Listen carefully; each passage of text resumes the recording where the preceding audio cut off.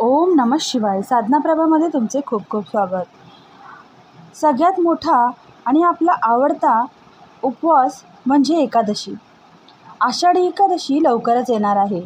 25 जुलै 2026 शनिवारी आषाढी एकादशी आलेली आहे. याच दिवशी भगवान विष्णू योगनिद्रेमध्ये जातात आणि याच दिवसापासून चातुर्मासाची सुरुवात होते. आषाढी एकादशी म्हणजे वारकरी संप्रदायाचा सर्वात मोठा उत्सव.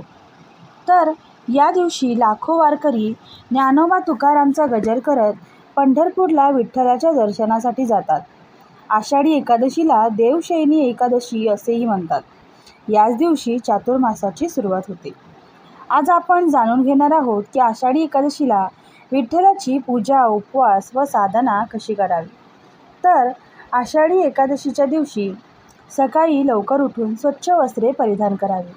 घरातील देवघर स्वच्छ करून विठ्ठल रुक्मिणीची प्रतिमा किंवा मूर्ती असेल तर ती स्वच्छ करावी. तिला पंचामृताने अभिषेक करावा. त्यानंतर विठ्ठलाला तुळशीपत्रे, फुले, अक्षता, नैवेद्य अर्पण करावा. दीप प्रज्वलन करावे. त्याचबरोबर विठ्ठलाला पिवळी फुले देखील वाहावीत.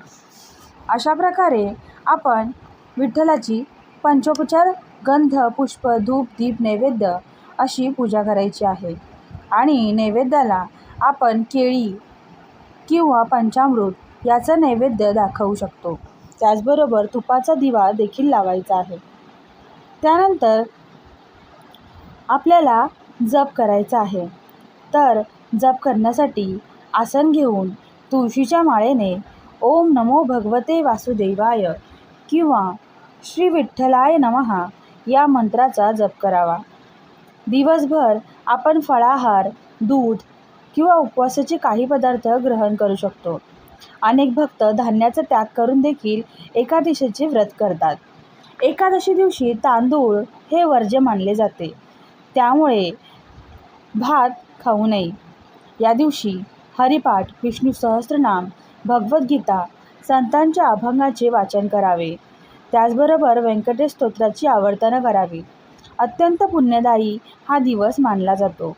विठ्ठल नामस्मरण हेच या दिवसाचे मुख्य साधन आहे. संध्याकाळी आरती करून ओम राम कृष्ण हरी किंवा जय जय जय राम श्रीराम जय जय राम या नामाचा जप आपण करू शकतो. भजन आणि कीर्तन करू शकतो.